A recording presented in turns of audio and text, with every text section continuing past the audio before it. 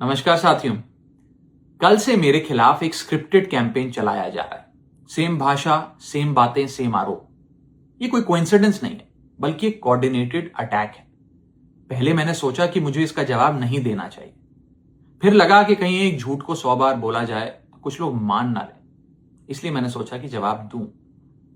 आम आदमी पार्टी ने 3 आरोप लगाते हुए यह कहा कि इन 3 आरोपों की वजह से हम राघव चड्ढा को पार्लियामेंट में बोलने का मौका नहीं देंगे। राघव चड्ढा के पार्लियामेंट में बोलने पर रोक इसलिए लगाई गई क्योंकि उन्होंने ये 3 गलतियां करी। मैं एक एक करके इन तीनों पर आपसे बात करना चाहूंगा। पहला आरोप कि जब ऑपोजिशन पार्लियामेंट से वॉकआउट करता है, सदन से वॉकआउट करता है, तो राघव चड्ढा वहीं बैठे रहते हैं, वो वॉकआउट नहीं करते। यह सरासर झूठ है, सफेद झूठ। मैं चुनौती देता हूं, एक इंस्टेंस, एक दिन ऐसा बताइए जब ऑपोजिशन ने वॉकआउट किया हो और मैंने उनका साथ ना दिया हो, मैं साथ में वॉकआउट नहीं किया हो। और पार्लियामेंट में तो हर जगह सीसीटीवी कैमरा है। आप सीसीटीवी कैमरा निकाल कर दिखा दीजिए, दूध का दूध और पानी का पानी हो जाएगा। दूसरा आरोप लगाया कि राघव चड्ढा ने चीफ इलेक्शन कमिश्नर के इंपीचमेंट मोशन पर, यानी कि मुख्य चुनाव आयुक्त को हटाने वाली जो याचिका थी, उस पर साइन करने से मना कर दी।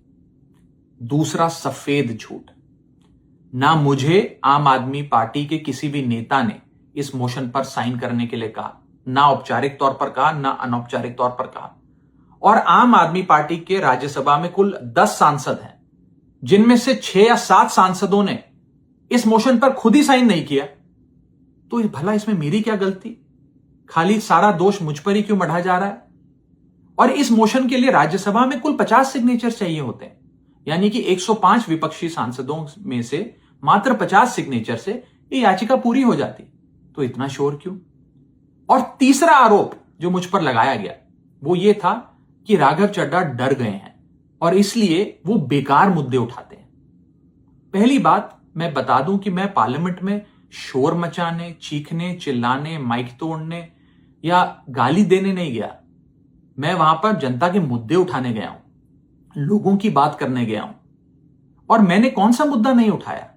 मैंने जीएसटी से लेकर इनकम टैक्स की बात करी, पंजाब के पानी से लेकर दिल्ली की हवा का मुद्दा उठाया, हमारे सरकारी स्कूलों की हालत से लेकर कैसे पब्लिक हेल्थ केयर इंस्टीट्यूशंस को मजबूत किया जाए, इंडियन रेलवेज में जो पैसेंजर्स ट्रैवल करते हैं उनकी समस्याएं रखी, यहां तक कि मेंस्ट्रुअल हेल्थ, एक ऐसा मुद्दा जिसके बारे में लोग बात करने से कतराते हैं, वो बातें तक रखी। बेरोजगारी से लेकर महंगाई तक तमाम मुद्दे उठाए। आप मेरे 4 साल का पार्लियामेंट का ट्रैक रिकॉर्ड उठाकर देख लीजिए। और मैं पार्लियामेंट में इंपैक्ट क्रिएट करने गया हूं, मैं पार्लियामेंट में रकस क्रिएट करने नहीं गया। ये टैक्स पेयर के पैसे से जो पार्लियामेंट चलती है, उस टैक्स पेयर के मुद्दे उठाने में पार्लियामेंट में गया हूं। अंत में मैं बस इतना कहना चाहता हूं कि जो लोग आज मुझ पर आरोप लगा रहे हैं, झूठे आरोप लगा रहे हैं, कि हर झूठ को बेनकाब किया जाएगा और हर सवाल का जवाब दिया जाएगा, क्योंकि मैं घायल हूं, इसीलिए घातक हूं। जय हिंद।